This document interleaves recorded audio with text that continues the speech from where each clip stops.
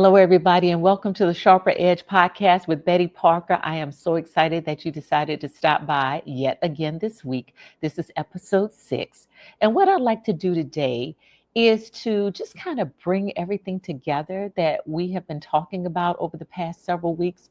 If you have watched the previous episodes, you know that I've had several different guests. I've been emphasizing and having them to explain what their particular style is. And I want to be very clear about this. When I talk about style, I'm talking about people's penchant for certain behaviors. I'm not talking about personality and I want to make this distinction for this reason. Your personality is your personality. It is clearly who you are. There's not a lot you can do about that, and it's very difficult to change. This is what you have developed in your life from the womb. This is who you are from birth. Your life has been shaped by the way you have been parented, what you have learned as a child growing all the way up into adulthood, life experiences that have shaped who you are. All of those things make you who you are. So that is too difficult to change, and I would never ask anybody to do that. But when we talk about style, we're talking about personal preferences.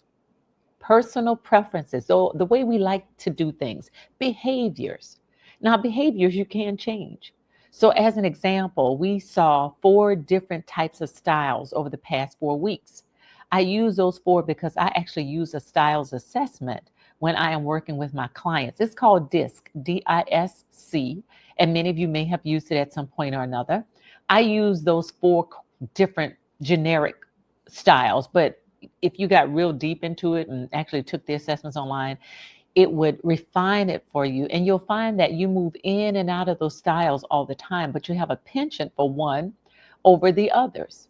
So, depending on what the situation is, if you're not normally a dominant person, there might be something that happens that forces you into being much more assertive or even aggressive in a particular situation. It's not natural for you. You don't like it, it doesn't feel comfortable, but it's what the situation calls for. There might be times when you are a less assertive person. I mean, this is who you are. You don't get into the mix with a lot of stuff. You don't like a lot of conflict. You just like steady, stable environments. But that can be a hindrance for you at times because there are times when you need to assert yourself more and you have to become much more talkative and not necessarily outgoing. That's not a need unless it calls for that, right? You might be in a very social setting and find that if you don't assert yourself more or get into the mix with people, they'll see you as a little bit standoffish, somebody who doesn't want or thinks they're better than the rest of the crew. And people start to take things personally. So the whole purpose for me helping you to understand the differences in our styles is for that reason, so that we can stop being so judgmental about each other, so that we can stop taking many things personally. People are just different. We know that. We might not be able to define what those differences are. We might not necessarily know how we're different. We just know that we are. And what we determine is that I don't like that person's difference because it doesn't match mine. And that's unfair. Everybody doesn't have to be like you. I think Billy Wiggins said that to us in the previous episode. We're too busy trying to shape people in our own image without allowing them to be authentically themselves and to find out how we can interact with them in such a way that we're getting along, we're building a relationship that matters, we're appreciative of our differences. So, in the workplace, when this happens, and especially on teams, oh my, you get a strong and high performing team because of those differences. There are people who will um, show up in those spaces where they can really utilize their strengths. And as a result of using their strengths, they can be strong where they need to. And where they're not strong, there's somebody else to pick up the slack on the team so that everybody's fitting together like a nice puzzle. And what I don't do well, my cohort does, and vice versa. A leader who can, bring out those strengths in a diverse workforce is a phenomenal leader. They are a strong leader because they're paying attention. They're looking at who's on their teams. They're looking at what those folks are good at, and they're putting them in places where they can excel. They're not judging. They're not feeling insecure as a leader. They're looking at even people who might be smarter than them, people who may have more experience than them, people who have knowledge that they don't have. They're looking at that and saying, this is who I want to surround myself with. And they appreciate that about those individuals. And then they just put them in places where they can do a fantastic job. Because you know who actually looks good in the end? The leader, because they figured out how to get the most out of their people. And their people are happy because they're able to use their skills.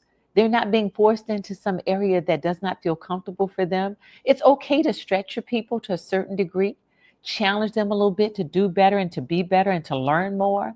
They can appreciate that. But when you're taking them so far out of their comfort zone in a place that's not even them, where they have no skills, and you're not helping them to build skills in those areas, to them, it seems like you're setting them up for failure, and they will fail. They won't just stumble, they will fail because they've not been given the opportunity to succeed. There's a difference between stretching somebody and breaking somebody. And so, as a leader in your organization, what are you doing to help bring out the best in your people? That's what you have to think about. And to do that, you have to learn who are the people on your team and how are the people on your team. Where do they do their best? What do they like to do? Are they the type of person who loves to be with other people? They get their best ideas from being a part of a team that bounces all kinds of neat brainstorming ideas, off of each other. They like to get together and talk through things and to, be creative. Or is it somebody who would prefer to be off to themselves? They do their best thinking in quiet and on their own and doing research. Google is their best friend, right? So you have to think about what works for people and then put them in those spaces. So often, when we think about what it takes in order to be successful in the world, we have to look at, what are our greatest attributes? And I know I'm talking about the work world, but we can also talk about in our personal lives, knowing how your partners are, knowing how your friends are, especially new friends, new people that you meet, folks who you're trying to learn who they are and how they are. And if you want to enter into a long term friendship with these people or even a romantic relationship with them, we have to recognize, uh, the differences between them and you. So often people will enter into a relationship and even a marriage thinking that, I understand how they are right now, but when we get married, things are going to be different. Yeah, she likes to talk a lot, and I can appreciate that about her. She's a very talkative and outgoing person, and I find that all cute and fine and dandy. But sometimes it does grate on my nerves because she talks a little too much.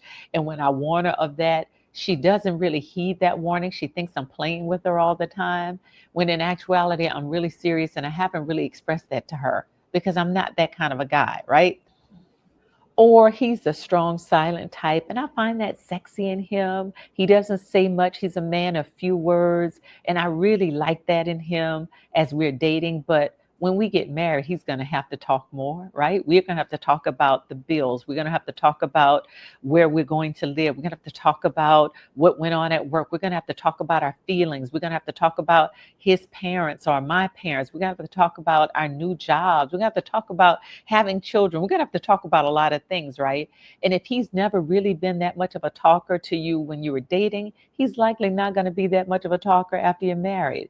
So if you think you can enter into that relationship and somehow make that work, force that to work, and it really is something that, really grates on you, and you don't know if you can do that for the rest of your life, you need to rethink what you believe about this person and how much you're allowing them to be themselves. So many relationships end up with issues around communications, and many of us don't know how to communicate well, especially in a conflict situation. We're going to be talking about that in many of the episodes to come. This is why I wanted to kind of lay a little bit of the foundation about who we are and how we are so that we can take that into consideration when we are talking about when conflict occurs, because we all handle conflict differently. There are some who are going to run into it headlong and not be afraid to speak their minds, while others are averse to it and will run in the other direction if necessary to avoid it at all costs. That's not a productive way to do it either way. But there are ways in which we have to address our concerns and be diplomatic about it. And so I'm going to help you with those particular skills. But I think it's important for us to think about us and think about all of the ways that we are. I gave you a homework assignment. I hope you've done that assignment. I'd be interested in hearing from any of you on, and go back to episode 1 if you're curious about what I'm talking about. But it was some introspective work that had to be done by you. And I hope you had an opportunity to sit and to think about it, because I want to add to that exercise now. You doing the work is going to be a little bit biased, right? When you have to sit and think about you and how people see you, you're going to color it with your own view of yourself. But the second part of that, to gain greater objectivity, is to ask someone. Now, you got to find somebody who will be honest with you, who will be gentle with your feelings, but also firm and straight up with you. They're not going to tell you what you want to hear. They're going to tell you the truth about you, but they can do it in love. They can do it without being harsh. They can do it without beating you over the head about it. They can just sit and have a conversation and ask you questions as well to get you thinking about yourself. This is, I think, incredibly important for us as we do this self examination, because you've got to be willing to hear the feedback. That's the most difficult thing to do if the feedback is not so glowing. It starts with the toughest questions you're willing to ask somebody about you. Those same tough questions you ask yourself, you can also ask somebody else about it. And if it concurs, your answers concur, then great. Let's talk about that more. But if they diverge because you see yourself in a much better way than what the other person sees you, you need to talk about that too, quite honestly. And ask them for examples of when they've seen you not be at your best, if that's what they're talking about. If you don't want to accept just their feedback, go and ask another person. Please, by all means, ask people who you trust, okay? People who you know are going to give you this feedback because it's in your best interest. There are people who will ask these questions at work, and oh boy, once they give permission for folks to give them feedback, those coworkers are ready to unload on them because they've been waiting to tell you this for a long time. All right. At home, we can be a little bit more open with each other. At least we should be able to be much more open with each other, just out of love for one another. And because we should know each other so well. Oftentimes, when I found with couples or people who are struggling in their relationships, even if it's friends, when this kind of feedback has to be given to them, tough feedback has to be given to them, oftentimes they get frustrated because it's given to them in the heat of anger. All right. It's given to them in the heat of a moment where things aren't going so well. And it's usually shouted at them. It's usually told to them to hurt them because somehow the other person has gotten hurt in this discussion and they want to just get back at the person who said it to them. Not the most productive way to have a tough conversation, especially if you're trying to correct some type of behavior. So it is critical for us to have these conversations with each other when we're giving feedback, especially if it's not so glowing. If we're giving feedback, to have it at a time when everybody's calm, when we're able to just speak candidly with one another, and we're setting up the right environment for those types of tough conversations to happen.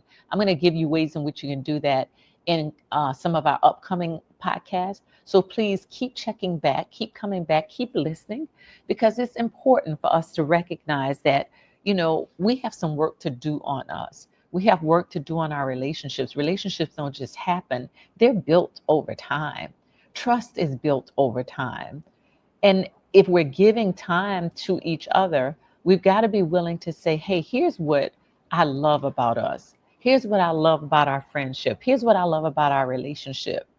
And be able to emphasize that, because if your partner knows it, if your friend knows it, if your family member knows it, then they want to keep operating in that place. At least they won't be able to say they don't know what makes you happy. You got to express that. The other side of that coin is when there are things you don't like, you need to be able to express that to them as well. So it's all of that we have to recognize about ourselves and about other people, and then say, okay, What might I be misunderstanding about that style, rather than being judgmental, rather than getting frustrated with them, rather than ignoring or ostracizing them? How do I bring them into a relationship with me in such a way that I recognize what's important to them and I help them to understand and recognize what's important to me? And we make the adjustments. It is unfair to think that one side or the other has to totally accommodate the other style 100%. No, there has to be some give and take in any relationship, whether you're on a team of people, whether it's between you and your boss, or you and your mate, or you and your friend, or you and your sibling, whoever it is. We have to recognize that in our differences, it doesn't make us bad. It doesn't make us wrong. It just makes us different. Now, there are times we are being bad, and there are times when we are being wrong, right? And so, but if we recognize that and are willing to hear the feedback on that, then we can work through that and the relationship stays intact. So, how do we do that? What do we need to do? Well, in the coming episodes, we're going to start talking about people issues. My whole purpose in laying this out, as I mentioned to you, was for us to understand how we are and to identify how other people are, to become less judgmental and more accepting, to be more understanding about our differences so that we can make the necessary adjustments and be able to get along with each other and trust each other, and to be more collaborative with each other and more loving towards each other if we're in a relationship with one another. But all of those things will help us to build better and stronger connections. Right now, we are so divided in so many ways, in our households, in our neighborhoods, in our communities, in our jobs, in our nation. And it's because we are totally, I believe, misunderstanding each other in our differences and not appreciating each other. So, because we are so different, it is natural that we will have conflict. I'm going to say that again because I don't think people hate conflict like it's something that's just going to go away because they hate it. No, conflict is a part of life. It is inevitable. You know it because you've been in several. No matter how you've tried to avoid it, somehow you've been drawn into it some way, shape, or form. And whether it's been just a mild disagreement or full blown war, you have been in conflict with somebody. So, if you have, how'd you handle it? And do you think you did a great job with it? If you feel uncomfortable with it, that's okay. Because nobody really likes conflict. Well, I'm not going to say nobody. There are people who thrive on conflict situations. In fact, they create it. They like a chaotic environment. They like to pit people against each other. They think it keeps people competitive. They like mess sometimes. But the majority of us don't. And we would rather go in another direction than to have to sit down and have a tough conversation with somebody. Well, I'm going to help you to get beyond that. I'm not saying that I'm going to make you feel more comfortable about having a conflict conversation or a difficult confrontation with somebody, but you will feel more confident in it when you do, because I'm going to give you some tips and tools you can use to overcome those things. I'm going to continue to have guests. We're going to talk through what these might look like. And we're going to factor in people's differences, their different behaviors, their different styles. We're going to come up with ways in which we can, get out of our own heads and try to accommodate the feelings of others. And I know there are those of you who don't like all the touchy-feely stuff, but guess what? At the core of conflict are feelings. Is feelings. Is feelings? Yeah. At the core is feelings. All right. And so, in fact, that's what conflict, how it's defined. Conflict is defined as differing opinions involving strong emotions. So you can't even deal with the differences that exist between you and another person until you handle the emotions. And conflict becomes most uncomfortable when we get too emotionally involved, when we start yelling, when we start, arguing, when we start crying, when we start cursing, and when we start interrupting, all of those very destructive ways in which we have these difficult conversations. And that's why people don't want to have them, because the emotions get involved. So we're going to talk about how to manage those emotions. We're going to talk about what do you do when you have to, sit down and have a tough conversation with somebody. What's the best approach? How do we prepare for them? What happens if they come just out of the blue and there's been no preparation time? There's so many different complex situations. So if there's any in particular you want me to go over or to address, please by all means put it in the comment section. If you have a scenario you want me to address, please by all means put it in the comment section. I'm here to help. I'm here. This is kind of my forte. I do a lot of work around facilitating difficult conversations amongst people. I'm happy to share what I've learned with you. I mentioned to you some time ago in the first episode that there will be opportunities for you to subscribe to receive content that others won't have access to. And so even if you want, personal coaching around certain situations, please by all means, I am a certified professional coach. You also know that I'm also a certified professional in talent development through the Association for Talent Development. I've been doing this work for 19 years, as I mentioned in the first episode. And so I'm ready to help you. With my experience and with your situations, we can work through some things that you might have thought are just impossible. I love a good challenge, and I hope you are willing to take on some things that you have allowed to just kind of, fall by the wayside simply because you just didn't know what to do. So I thank you for stopping in for this particular episode. So look forward to the ones to come. Next week, we're going to start diving into people issues. Okay, that's what this is all about, people issues. Now you understand what types of people are out there. Hopefully, you have identified yourself in one of these particular styles and you're ready to tackle some of the tough stuff. So that's what undergirds everything that I will be talking to you about. I hope you can appreciate that. And I'm willing to have any kind of conversations any of you want to have. So I thank you for stopping by and for participating in all of the exercises that I've given you and for offering comments. So please, by all means, subscribe and tell everybody else to subscribe to this YouTube channel or Spotify, wherever you are watching this. And then just, be a part of the discussion. I'm looking forward to it.